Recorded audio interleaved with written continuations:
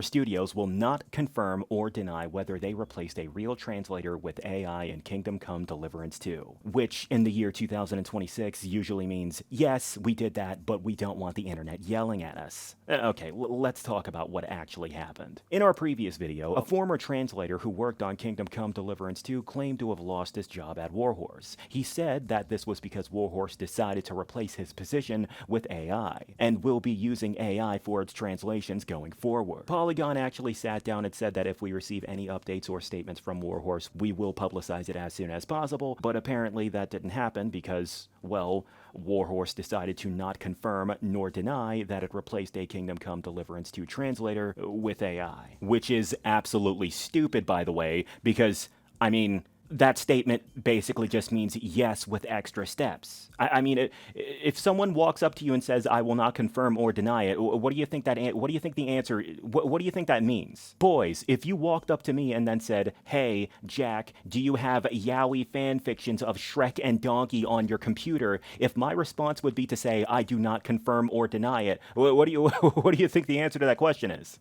But yeah, maybe drop a like and a comment if you can easily tell that Warhorse is just doing desperate damage control right now.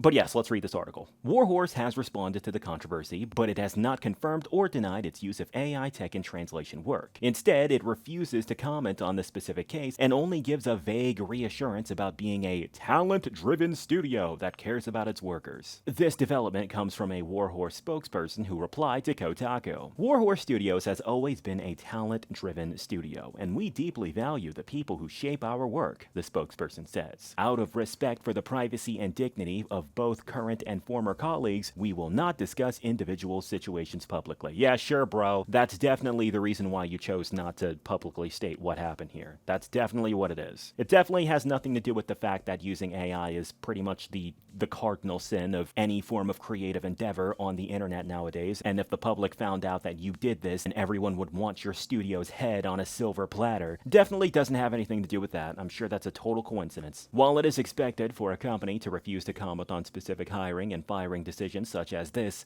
Warhorse is dodging the questions this raises about the use of AI entirely. The now former employee claimed that all of his duties will be replaced by the tech, and Warhorse Studios is not explaining whether or not this is true or to what extent it plans to use AI in game development. Like I said in my previous video discussing this, how much longer are they going to outsource nearly everything to artificial intelligence? How much longer until the voice acting gets swept up? How much longer until NPC behavior gets swept up? Previously, director Daniel Vavra, forgive me if I'm not pronouncing that correctly, expressed his interest in the tech. After Kingdom Come Deliverance 2 launched, he made it clear that he had no qualms about using AI on his projects, which may be a sign of things to come for Warhorse. Right now, many studios are trying to communicate exactly that. We saw it all go wrong with Larian when CEO Sven Vink mentioned generative AI being used to help create concept art for Divinity, something the studio would then backtrack on. Claire Obscure, Expedition 33, and Crimson Desert were also criticized when AI art was found in-game, with their respective developers saying that these were all just placeholders and would be removed. The go-to answer for many studios is to admit that generative AI may be used during game development, but that everything in the final game,